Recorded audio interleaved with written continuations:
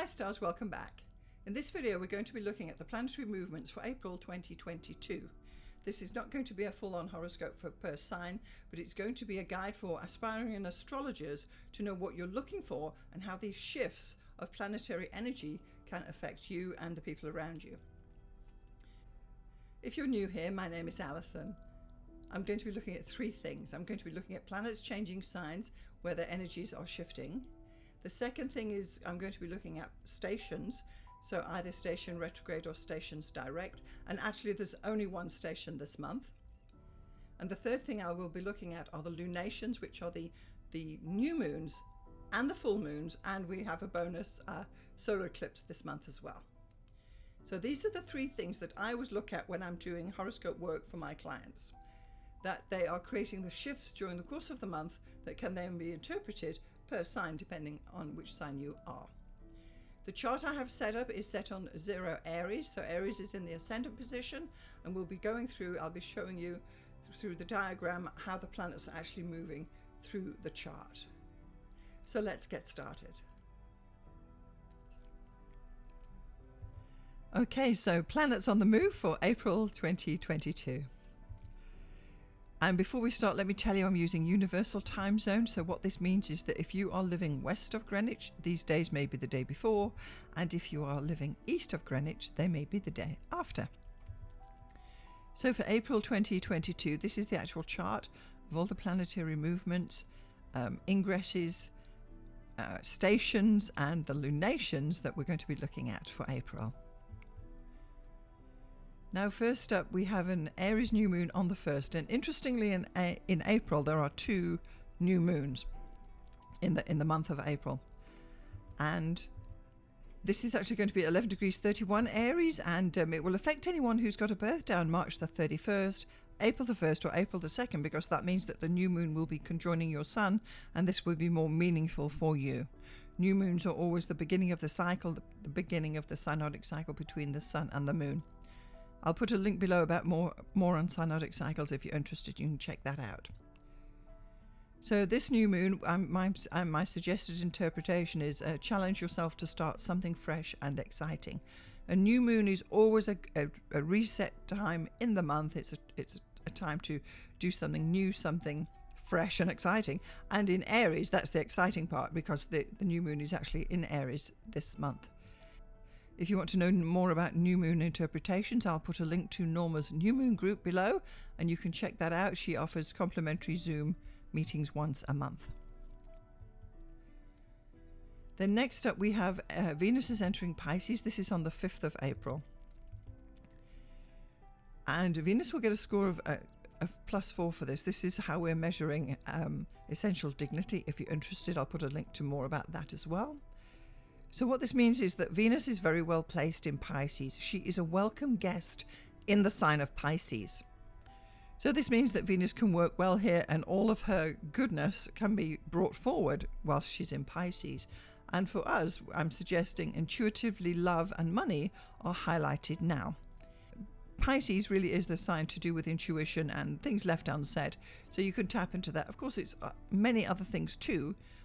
But in general, this is what you're going to be considering when a planet moves into Pisces. And Venus is the planet of love and money. It's our acquisitions and what we attract.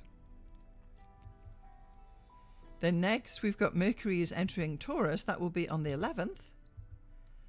And here my suggestion, interpretation is conversations around establishing a base of some form. Taurus is a sign. It's an earth sign. It's a sign for practical solutions, formalizing things to establish, well, as I say, establish a base of some form to get something solid under your feet. And with Mercury being the planet that has to do with contact, communications, and human interactions, we can imply that there will be conversations, contacts, emails, or messages, or texts, or so on, around establishing some form of a base. And whilst Mercury, the planet of communication, is in Taurus, this is a good time to do this. For example, you might want to set up an email list or something like that where you are making organized communications with people. Next up, we've got Jupiter is conjoining Neptune.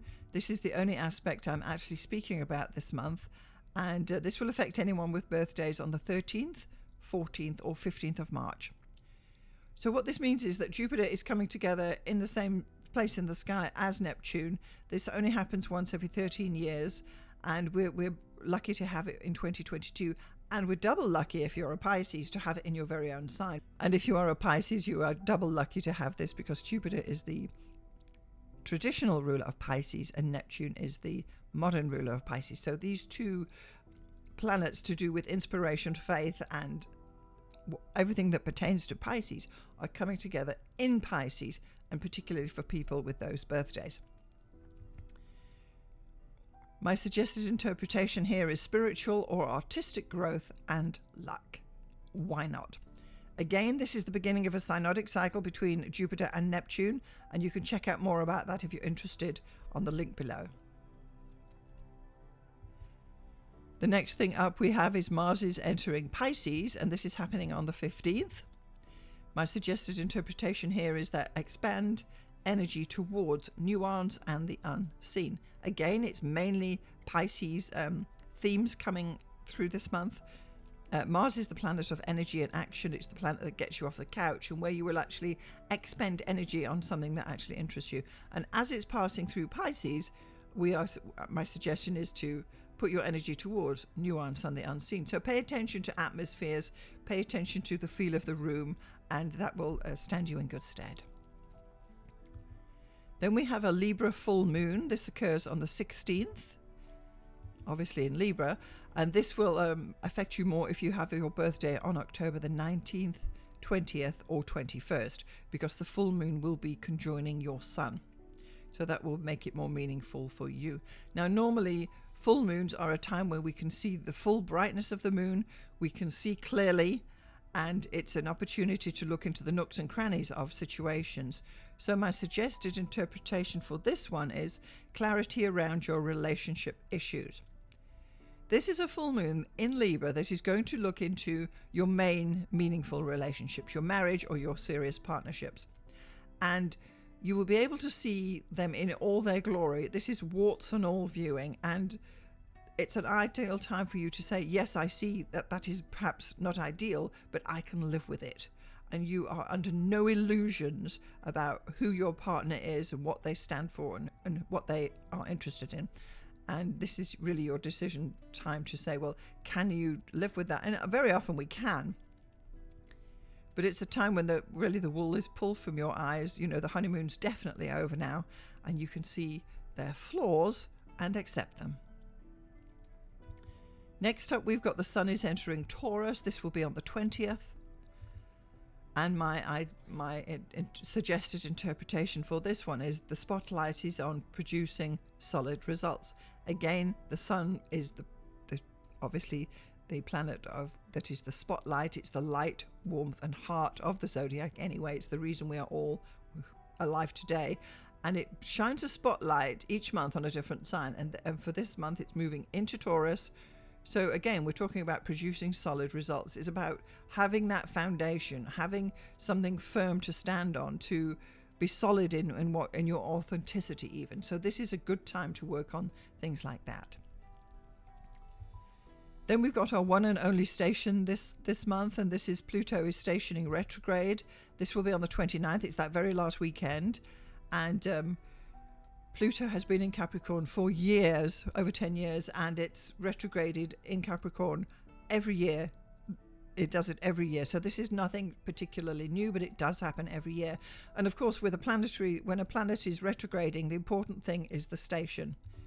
Now, this Pluto retrograde period will be from April till October, and it's going from 28 degrees to 26 degrees Capricorn. So what it means is that Pluto is hovering over this area of the zodiac, and I like to say it's almost like burning a hole in the zodiac there.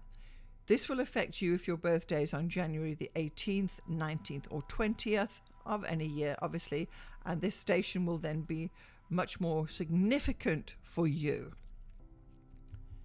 My suggested interpretation for this one is to reassess and purge unwanted clutter, situations and people. Pluto is the planet where we get rid of toxic things in our lives, and we purge is definitely a key word for Pluto, and it's a time to consider, do you need all this junk clutter? Are you happy with that relationship? Are your friends really being friends, or are they frenemies? And getting rid of things that is not working for you, that is toxic in your life. Next up, we've got Mercury entering Gemini. This was again on the 29th, a little bit later in the day. This is a great thing. Mercury rules Gemini as well as Virgo, but it's moving into its dignity, so it's scoring a +5 for essential dignity here. It's a great place for Gemini. For Mercury rules Gemini, so it's a great place for Mercury to be. It's in dignity. It's getting a score of +5 because it's the virtually so well placed. It really couldn't be better well placed. And my suggested interpretation here is listen to your thoughts, contacts, and ideas, and journal your brilliance now. This is a time to organize your thoughts, get your thoughts down on paper, ideas, concepts, read new books, have conversations with people that start to listen perhaps, and not necessarily talk, although it's tempting as it may be. Information will be coming at you now, and you need to capture it. You don't want opportunities are fleeting, and you need to capture interesting things that's going on, or make a list of what you're going to be doing next. It's a great time to journal your brilliance, because then you can come back later and reflect upon it in time to come. So Mercury is very well placed in Gemini, and good communications will happen now. It's a good time to do even things like negotiations as well.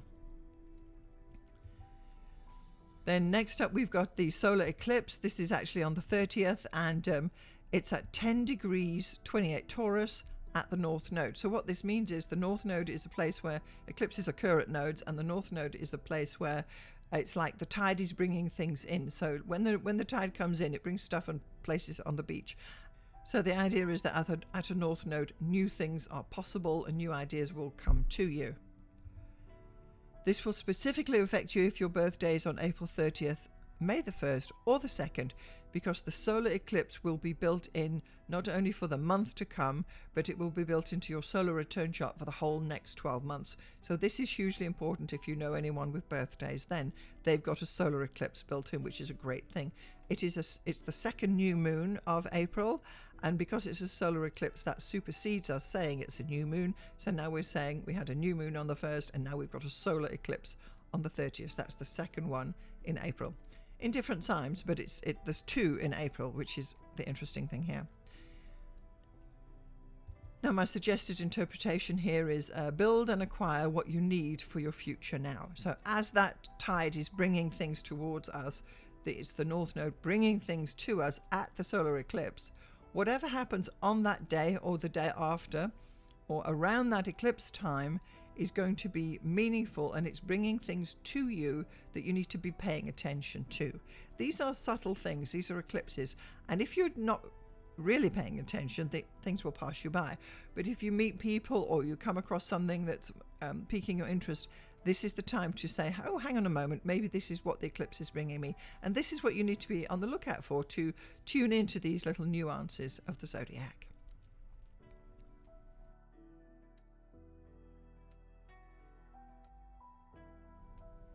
So there you have it. That's my take on the planetary movements for April 22. These are the features that you as a horoscope writer or an aspiring astrologer need to pay attention to. These are the shifts of energy that create the horoscopes that we all love and read. The point being that if you understand where things are coming from, you yourself will be able to provide possible interpretations. The interpretations I've given for each of these movements was basically one sentence, and clearly so much more could be said about this new moon, that solar eclipse, Venus entering Pisces. There are pages that could be written about it, but it cannot all be shown in one short video. So I urge you to go through these particular movements that I've highlighted here and consider how they're going to affect you in your life, how they're going to affect your horoscope writing, and to let me know what you think. What should I have added? What should I have left out? I only put the one conjunction in because to me that was the most important one. Of course there are others. Mars is conjoining Venus and other things as well. The sun will be conjoining other planets, but they're not If you're writing horoscopes, you want something that you're going to get out easy, and we're looking at 1 month. It's a transiting window of 1 month of 30 days. And so really you've got to pick your battles. You've got to decide what is going to be important, which is what I believe I've done. So you let me know what you think. I'm Alison. Thank you so much for watching. I'll see you next time.